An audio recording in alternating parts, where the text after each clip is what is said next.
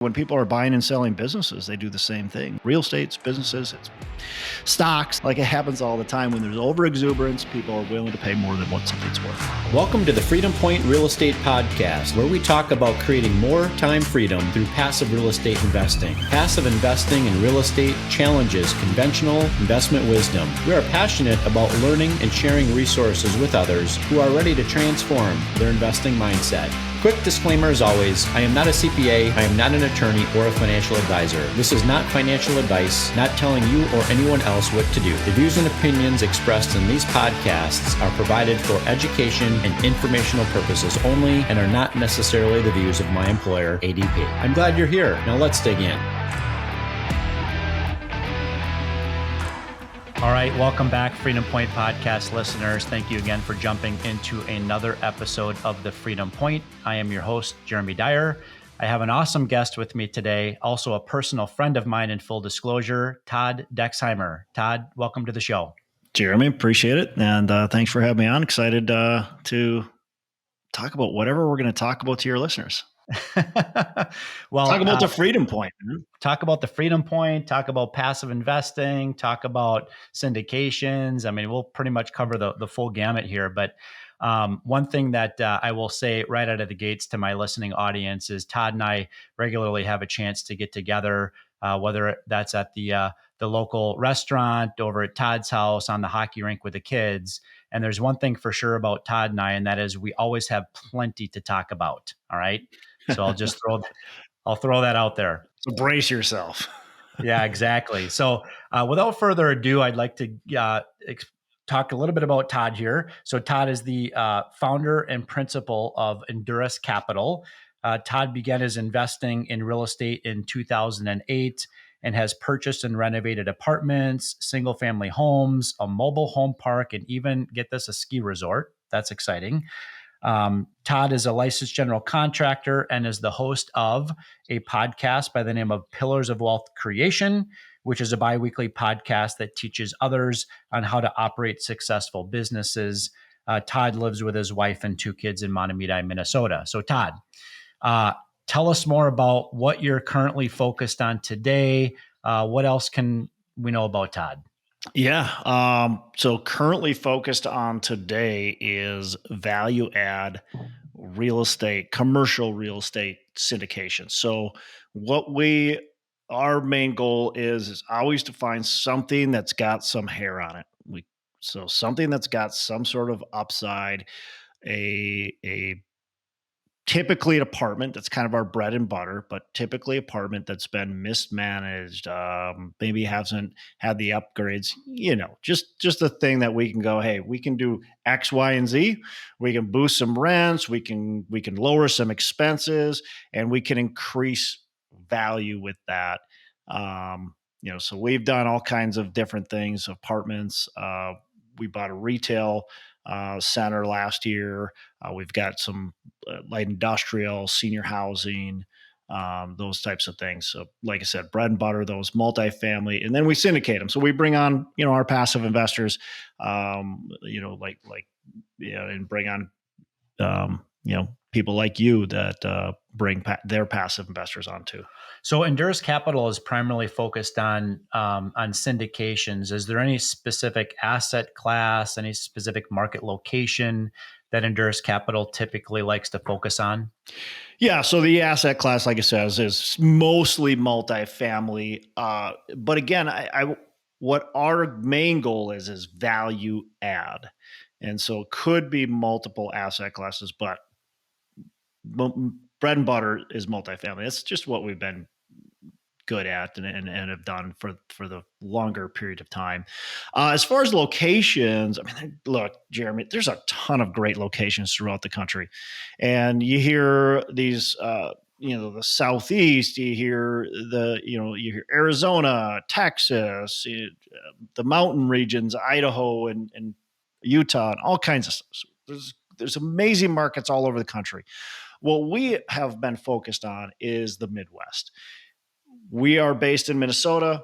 Minnesota is this slow, steady growth market that doesn't have the big ups, but it doesn't have the big downs. And so we focus on markets like that. So we're in we're in Ohio, we're in Kentucky, we're in Tennessee, these markets that are just boring, vanilla, that don't have big ups, that don't have big downs, but still have nice, steady growth. So for those in the listening audience that live in those markets, Todd's not saying you're boring. He's just saying that the asset classes in those markets are boring. Now, why would you say that Yeah. those particular markets, as it relates to, maybe we'll call it multifamily, value add opportunities, why would those Midwest markets be considered boring relative to some of the sunshine opportunities that we might find in, say, a Phoenix area, a Dallas, a Houston, a Tampa, those types of markets? Yeah. I mean, I think I'll pick on Houston today for no reason other than it's a market you just mentioned. Houston has been a super hot market, and it's always been a hot and cold market. So, perfect example, Houston had this big, big boom, and then they had the oil bust. And then they had a big boom, and then they had another oil bust. And recently, they've had a huge boom in Houston. And now, what we're seeing in Houston is more distressed multifamily than any other market in the country. And I don't, I could, but there's a lot of different reasons for that. But when a market starts to boom, what ends up happening is people get over exuberant about the market, and they start paying higher and higher and higher prices than what they're really worth. And so what you were seeing in markets like you mentioned, like Dallas, like Phoenix, like Houston, like Austin, like Atlanta. I mean, I can name a ton of them, right? You were seeing these cap rates that people were buying were ridiculous. They were buying 3 caps, 2 caps, 1 caps. They were buying no cap. They were just buying properties. They were buying what we call by the pound, right? So a property, they're saying, hey, I'm going to buy this at $150,000 a door because I know it's going to be worth $200,000 a door once I renovate it, even though the NOI, the net operating income, doesn't even support $150,000. It supports $70,000, maybe even less, right? Or maybe it's a negative NOI. So, anyways, so what people are doing is they're throwing this money into these markets. And then when the market starts to take a little bit of turn, and what you're seeing in a lot of these markets is a lot of building that's happened. Interest rates went up, and now we are getting a little nervous in those markets. So people aren't doing the deals like they were, and now that $200,000 sure bet is selling for 170, and you're all in at 180, and you're going, what do I do? And we've seen in Houston many deals, thousands of units get foreclosed on over the last year, and in other markets too. Yeah. I don't want to assume that my listening audience knows what a cap rate is. So you talked about the 3 cap, the 5 cap. Can you kind of just unpack from a high level, when you talk about a acquisition cap rate versus an exit cap rate, how do cap rates, change? Is that something you feel comfortable talking about? Sure. So cap rate is a simple metric that is used to value a property, especially in the appraisal route. So when I say a capitalization rate, all that's showing us is what type of return we would get on that investment if it was a pure cash investment. So what we're looking at is what the purchase price is versus what the net operating income is. The net operating income, simply the full income, right? The rents you receive plus any other income minus the expenses. That's it. So if I've got a 10 cap, this is an easy one. If I've got a 10 cap and I've got a property that's got a net operating income of $100,000, okay, it would be $1 million property at a 10 cap. If I got a 5 cap, it would be 2 million, and so on. It's totally helpful. Yeah. And I would say that, you would also say that in certain markets with the cost of debt going up, we've seen some valuations of multifamily properties now decreasing, okay, by somewhere in the tunes of, 20 to 30%. In that type of a situation, the net operating income is obviously going to be potentially impacted as a direct result of, where interest rates sit for those borrowers. Not the net operating income, the cash flow. The net operating income is only that we take out the debt service. But yeah, you're right. The the pure income is definitely affected by the rates. And in that type of in a situation, you're going to see cap rates expanding, correct? Yeah.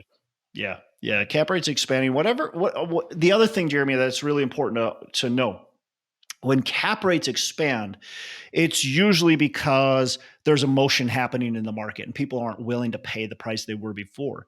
And what happens, and this is really important, what happens when there's this exuberance and this over exuberance is people ignore cap rates. And so what I was saying is people are buying these properties just based on fluff and they're saying it's worth this. What happens when cap rates start to expand? That means the emotions are running the show the opposite way. People are nervous and they are basing every purchase on a cap rate. They are no longer basing it on pie in the sky, what could be. They're saying what is. So that's a big difference. So not only do we have real cap rates, we have these imaginary cap rates. But they weren't basing it on a cap rate. So that's a big difference in the valuation. Yeah, and that not only happens in the syndication space in real estate, but really in all markets where people buy and sell properties primarily based on speculation, right? And sometimes they speculate correctly. Buy and sell businesses too. Think of it like Jeremy, when people are buying and selling businesses, they do the same thing. When the markets are hot, they're overpaying for businesses. And that's how and you see that happen often. It's real estate, it's businesses, it's stocks, it happens all the time. Bitcoin, like it happens all the time. When there's over exuberance, people are willing to pay more than what something's worth. Yeah, absolutely. Let's talk about a particularly successful syndication deal that you've been involved with on the active general partnership side. And what is it that you think made it successful? Boy, yeah, I think what makes man, it's easy to go with the main things, right? So I guess let's go with the easy layups, right? So it's conservative underwriting. It's we're over promising, under delivering. When I think about what that means, though, it's just looking at the past as your gauge for the future. And so I'll give you an example. A deal we did back in 2018, 2019, I think it was. Um, and we bought that building and the current cap rate in that market was like a 6.5 or so. But then we looked at the history of where cap rates were in that market and where they've been. And we came up with, look, an 8 cap would be fairly conservative. So we're going to use that. We didn't base it on some random metric. We based it on history. Okay. And then we looked at what interest rates were today versus historical. And we said, if we refinance this, where would we be? And we used historical interest rates. And so we came up with a refinance interest rate of 7%. Okay. And then we looked at rents, and rents were going up at that time by like 4.5%. And we said, you know what? Historically, rents in this market have gone up by 2%. So we're going to use 2%. So that's conservative, right? It's looking at historical versus looking at current what's happening. So what a lot of people will do, and I've done it myself, is I look at what's currently happening. Hey, rents are going up by 5%. Let's be conservative, go 4%. Hey, cap rates at 5 cap. Let's be conservative, go 5.5 cap. Like those aren't necessarily conservative. They might be, but those aren't necessarily conservative. So I think first and foremost, just be super conservative. Look at history as your guide. Number 2 is good debt, really good debt, long-term fixed debt. That's hugely helpful. Number 3 is strong property management, asset management, and that's really underplayed in this market. It's really flashy. It's easy, Jeremy, for you and I to talk about all the cool things in real estate, but then to talk about asset management, that's really boring. Like, who wants to talk about the nuts and bolts of it? That's super boring, but that's super important to your success. If you can't run a property properly, I don't care how good of a deal you got, it still sucks, right? So that probably the most important part is the asset management, making sure that thing's running really well. Yeah, absolutely. And that comes down to and a lot of times that comes down to the boots on the ground, right? That you've got a good property management team in place, that you've got good relationships with the contractors that are going to execute the value add Yeah. business plan if that is, part of the overall business plan. So Right. yeah, I would say that that's key. Oftentimes people think, is the sponsor buying this at a good price? And are they thinking about what that exit price and cap rate could look like in 5 years? But what about all the time in between, right? Yep. That the asset management side. So that's great. Absolutely. What are some of the challenges that you see, currently in place for sponsors today? What do you see some of the headwinds looking like as we're, into 24 now? What are some of the things that maybe concern you, or things that you think about as a sponsor in terms of how you need to adapt and really call an audible to maybe some of your original plans? Yeah. So it all depends too a little bit on the market you're in.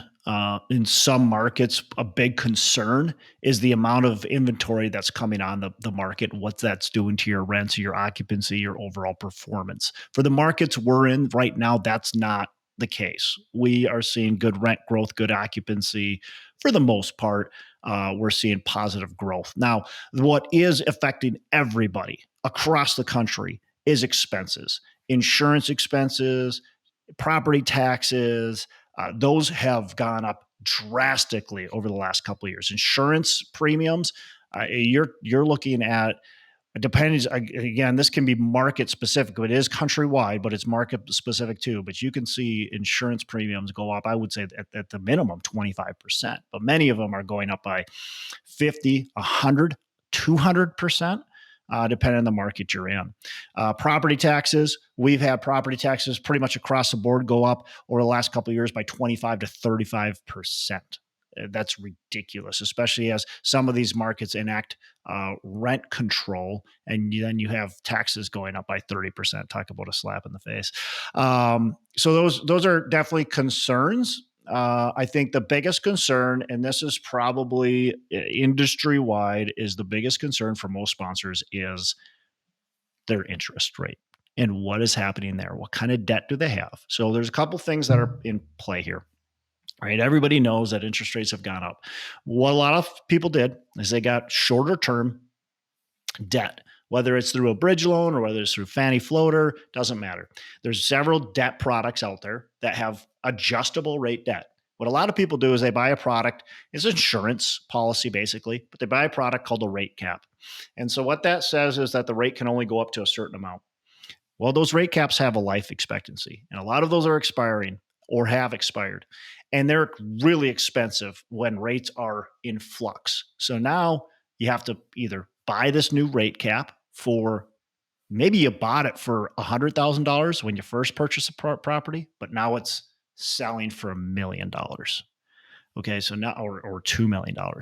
So now you got to spend a lot of money to buy this rate cap, or your rates are in flux, and that can be really expensive. So what you have going on right now is just interest rates are can be really damaging to a property performance. Think about it. If you're paying, $50,000 a month in interest, and your interest payment now goes up to $120,000 a month, which is reality.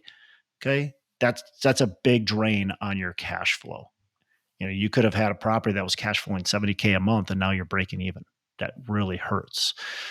On the horizon, it's going to be interesting, Jeremy, what truly takes place. We've got an election in play right now. That's 2024 is going to really heat up, obviously, completely heat up. um, so that's interesting. What's going to happen with these interest rates? The Fed was raising them, but they've now started to posture that they're probably going to drop.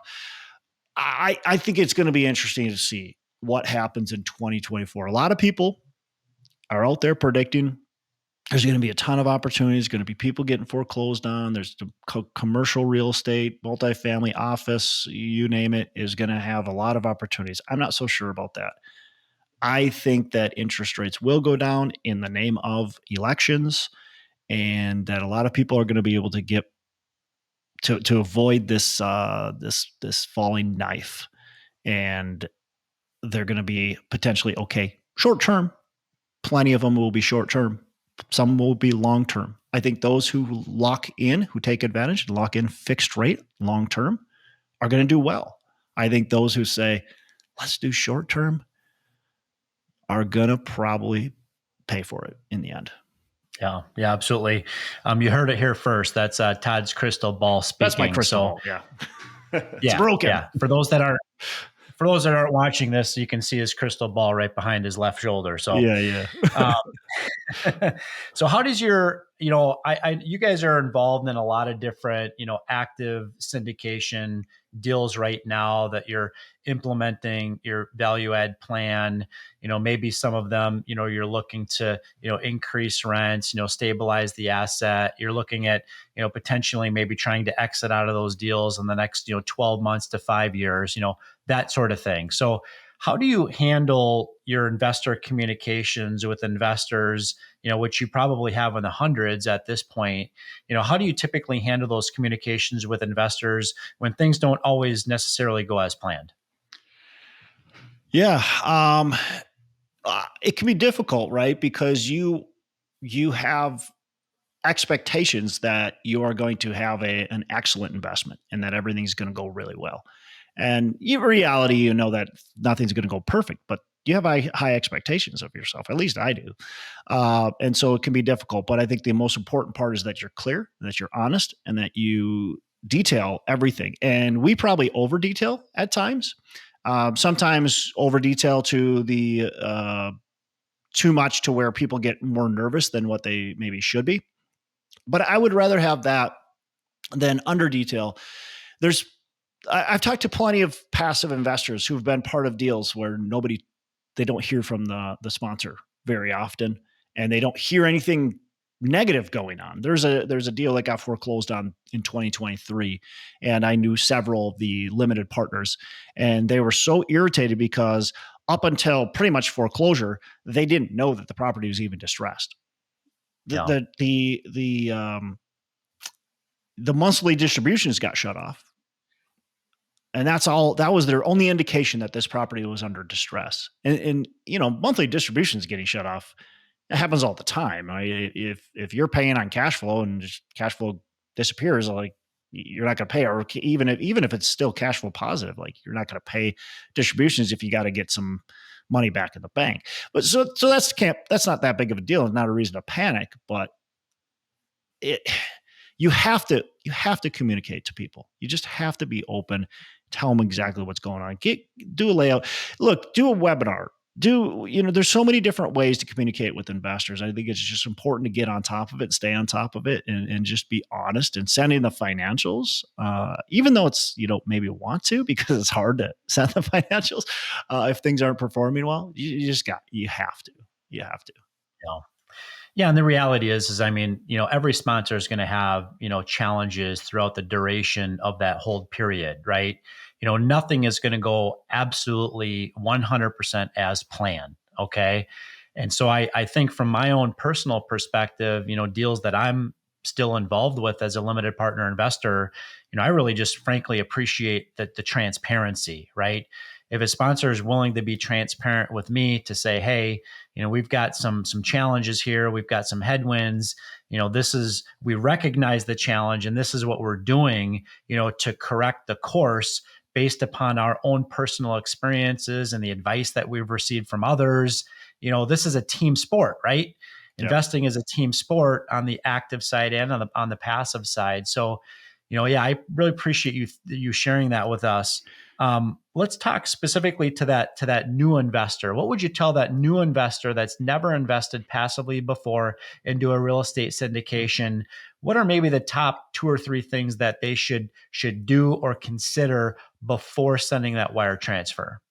Boy, that's a big question. So it depends on where we are in the relationship, right? So first of all, if it's a new investor and we don't even have a relationship, they're not going to send a wire because we need to build a relationship, and I need to make sure they are confident, they're comfortable, they know what they're doing, they've seen the deal or the deals that we do, so they've seen past deals, they know what we're doing and how it works and tax consequences and benefits and all that kind of stuff. So I just want to make sure, first of all, they've been around it and that they're not a brand new investor. But usually I won't let anybody invest with me the first conversation we've had, and if they're ready to go. Very few times. Sometimes if I know they have the experience and they've invested, especially if they've invested in other syndications, then we're different story, right? But so let's just say they are ready to go, and we've had those conversations. I think the biggest thing is, have do they understand what could go wrong? Probably number one. Do they understand that this is an investment that could go wrong? My favorite investors, Jeremy, are business owners, because business owners know that things don't go right all the time. Um, you know, Look, you're part of a deal that has not gone right all the time, yet it's gone way better than planned. We've had plenty of those emails that said, we're not going to send a distribution this month. I think we started distributions late. Um, we started out distributions lower than we planned. And now for the last several years, we've been distributing way more than ever planned. And we just did a supplemental on the deal and are giving our investors their entire capital back. Investors are going to make crazy amount of money on that deal. It's better than planned, yet it started out worse than planned and had some hiccups along the way. So, but back to your question, like, do they understand those things can happen? And do they understand that those things not only could happen, but sometimes they don't go the right way, period. Like it's just how it is. So that's important. I think another thing, one thing I do now, and I never did it before, but I want to know where your money's coming from. Um, we've had a couple of instances where people need their money back because they're planning on retiring, or they need to make a car payment, or something like that. So let's just make sure we know where their money is coming from. Oh, I had fairly recently, it's my kids' college education. And I'm like, oh crap. Like, I don't like that. So where's the money coming from? What's it earmarked for? What's its purpose? And make sure you're taking investors that can actually afford to lose the money. Not that you're ever planning on doing it, but make sure that it's not going to devastate them financially. Yeah, that makes a lot of sense. And thank you for sharing that. I think, one of the things that I've been thinking about as you've been talking is it really does truly come down to, investing, in the sponsor, right? And the sponsor's ability to execute, that value add business plan, that you've got the right, jockey on the horse, so to speak, or the right airline pilot flying the plane. We can use all kinds of, different analogies there, but, that's really at the end of the day, you're not investing in the pitch deck. You're not investing, in the glossy print, right? Or the pictures, right? You're investing in that sponsor's ability to pull off that value add business plan or whatever the business plan is, knowing that during the course of that time period, the sponsor is going to be faced with challenges, some of which are minor, but some of which could be major challenges, right? And so really the investor has to look back and say, do I trust that sponsor's fiduciary responsibility, protecting and preserving my capital contribution? And do I feel confident in their ability to pull off the plan? Yeah, 100%. So let's kind of wrap this thing up. A couple last kind of questions for you, Todd. What would be a particular maybe book recommendation that you would have for our listening audience? Maybe one that we haven't heard time and time again that you've recently read. That's a challenge. I really like the book Faster Than Normal. I myself am an ADHD person and have trouble focusing and that type of stuff. But even if you aren't, you either know somebody that has it, or it's just the world we live in. We're distracted all the time. There's just so many things out there. We got these, phone devices that distract us, and just so much. So it's a great book. It tells a lot of good stories, but it gives you practical tips on how not to be so distracted in your daily life. So Good recommendation. And I think everybody's got a degree of ADHD, in one way, shape, or form. So some yeah. of us have a bigger challenge than others. What would be maybe next on Todd's bucket list that you want to check off, either personally or professionally? Oh boy. Well, personally, I would say go a heliski.